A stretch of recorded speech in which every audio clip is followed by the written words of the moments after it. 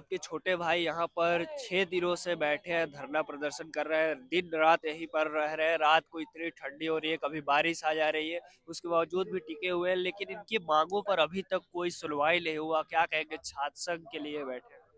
देखिए, हम लोग जब अपने छात्र जीवन क्या होता है, तो हम लोग भी जब यहाँ छात्र राजनीति करते थे और छात्र संघ की बहाली की मांग करते थे, तो हम लोग को भी ऐसे ही घंटों घंटों और दिनों दिनों और यहाँ तक कि महीनों महीनों लड़ाई लड़नी पड़ती थी। और हमें इस चीज़ की खुशी है कि हमारे छोटे भाई इस बात को समझते हुए इतनी मेच्योरिटी के साथ यहाँ बैठे हुए हैं, बिना किसी उपद्रव के।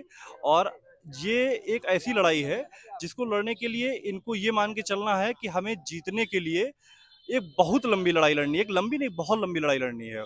और शायद इन्होंने जब ये दो लगभग 200 दिन हो गए हैं, 195 या 196वां दिन है और 200 दिन लगभग हो चुके हैं। तो जाहिर सी बात है कि कुछ ना कुछ दिन बाद, क्योंकि प्रशासन लगातार उसके कानों में अब जू रेंगना शुरू, जिसे कहते हैं ना, कानों में जू नहीं रेंग रही है, अब कानों में जू रेंगना शुरू हो गई है। और कहीं ना कहीं ऊपर भी बात पहुंच रही है कि लखनऊ विश्वविद्यालय के छात्र बहुत मजबूती से और अब की बार उस समझौते के साथ कि नहीं उठ जाओ हम करवा देंगे, उस समझौते से नहीं मानने वाले हैं। वो इस मंच पे इस चीज को स्वीकार करेंगे कि हाँ, इस तारीख को छात्र संघ बहाल हो रहा है और इस तारीख को चुनाव है। इसी मांग के साथ ये हमारे छोटे भाई उठने वाले हैं। प्रॉक्टर महोदय आए थे एक दिन, तो उन्होंने कहा कि पहले आइए हमसे बात करिए, उसके बाद हम आपकी बातों को सुनेंगे। और साथ ही साथ वो ये भी कह रहे हैं कि विश्वविद्यालय के हाथ में पूरी तरीके से नहीं है, इसमें सरकार या अन्य लोग भी इसमें भूमिका निभाएंगे। नहीं, इसमें सरकार की कोई भूमिका नहीं है। जब मामला न्यायालय में था, अभी भी न्यायालय में ही चल रहा है और जो न्यायालय का काम है, लखनऊ विश्वविद्यालय को ही पार्टी बन के अपना काम करना है। और क्योंकि अगर विश्वविद्यालय में छात्र संघ बहाल होता है और जब नए छात्र नेताओं की पौध तैयार होगी, तो वो उनसे प्रश्नवाचक चिन्ह और प्रश्न पूछेगी। इस चीज के लिए लखनऊ विश्वविद्यालय पहले भी नहीं तैयार था। हमारे पुरखे, हमारे जो पहले बड़े भाई वगैरह यहाँ से पढ़ के गए हैं, उनकी भी बातों का जवाब देने के लिए न लखनऊ विश्वविद्यालय के रजिस्ट्रार महोदय तैयार होते हैं, ना कुलपति तैयार होते थे। और आज भी वही रवैया है, अब तो और ज्यादा ढुलमुल रवैया है, क्योंकि आज कोई ऐसा संघ या ऐसी कोई संस्था नहीं है जो उनसे बात कर सके, उनसे पूछ सके। तो इस चीज से वो विश्वविद्यालय प्रशासन हमेशा डरता आया है और वो दूर भागता रहा है कि इन चीजों से उसका सामना ना हो।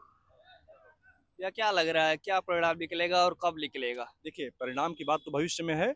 ये लड़ाई हम जब हम लड़ते थे, हमने आपसे कहा कि जब हम लड़ते थे तो हम लोग भी भविष्य में क्या होगा ये नहीं जानते हैं। और वैसे भी हम लोग के यहाँ गीता में कहा है, कर्मण्यो अधिकारस्ते मा फलेषु कदाचन। लेकिन इनकी जो नियत है, इनकी जो सदिच्छा है, वो मैं देख रहा हूँ कि कहीं ना कहीं एकदम साफ है।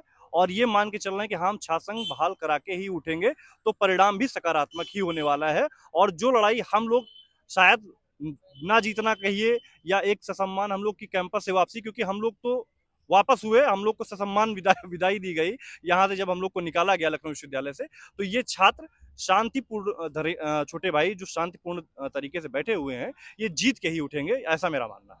भैया, जैसा कि आप बार बार अपना जिक्र कर रहे हैं, तो आप लोगों ने भी बहुत सारी मेहनत की है और आप लोगों ने भी कोशिश किया, लेकिन आप लोग के कोशिश के बावजूद भी उस तरीके से परिणाम नहीं आया। क्या लग रहा है कि अब दोबारा से ये लोग जब कर रहे हैं तो उसका कुछ निकल पाएगा वैसा। देखिए, जब छात्र हम लोगों के समय में छात्र संघ का चुनाव बंद हुए, हम लोगों ने जब मांग उठानी शुरू की तो 2012-13 में, तो 12 में छात्र संघ बहाल हो गया। और छात्र संघ बहाल होने के साथ प्रशासन के, क्योंकि उस समय समाजवादी पार्टी की सरकार थी, तो उनके दिमाग में फिर आया और उन्होंने फिर से बंद कर दिया उसको। और विश्वविद्यालय के ऊपर डाल दिया कि विश्वविद्यालय अपने तरीके से इसको बहाल कराए। विश्वविद्यालय अपना वही पुराना राग अलापता रहा। आज जब छात्र संघ 2006 से लेके 23 तक में लगभग 16-17 साल का गैप हो गया है।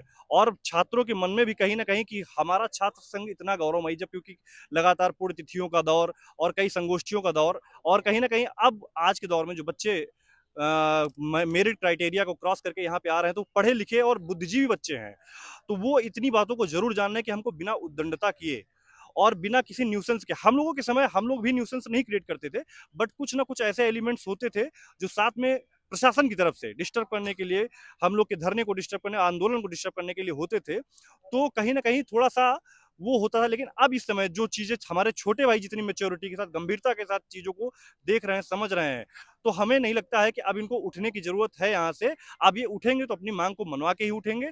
और हम में और इनमें एक चीज का यही फर्क है कि हम लोगों के समय में थोड़ा सा सरकार, क्योंकि 12-13-14 लगातार 17 तक ये चलता रहा कि हाँ, सरकार के ऊपर और विश्वविद्यालय के ऊपर है। लेकिन विश्वविद्यालय अब मन बना चुका है कि छात्र अब बिना छात्र संघ के मुद्दे को सॉल्व कराए नहीं उठेंगे, तो अब उनमें ये चीज आ गई है कि हमको छात्र संघ बहाल कराना ही पड़ेगा।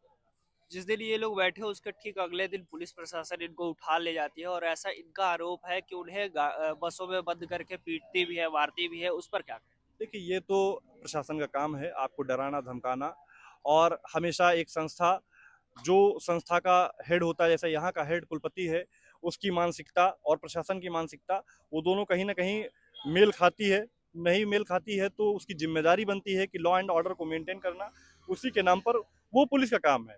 ये लोग जो भी करेंगे उसको अपोज करना वो प्रशासन काम है, वो अपना काम करेगी। ये इनका काम है कि अपने आप को मजबूत बनाए रखें, अपने आप को बैठाए रखें, और जब तक ना मांग मानी जाए तक ना उठें। तो ये थे भैया पूर्व छात्र नेता यहीं के लखनऊ विश्वविद्यालय के। इन्होंने कहा कि इस बार के जो छात्र बैठे हैं बड़ी गंभीरता से बैठे हैं और जब तक मांग इनकी पूरी नहीं हो जाती तब तक ये लोग उठने वाले नहीं है। बाकी इस पूरे बातचीत पर आप क्या सोचते हैं हमें कमेंट बॉक्स में जरूर बताइएगा। आप देख रहे थे लखनऊ वाले, मेरा नाम है विकास सिंह, कैमरे के पीछे सुमित सिंह चौहान। बहुत बहुत धन्यवाद।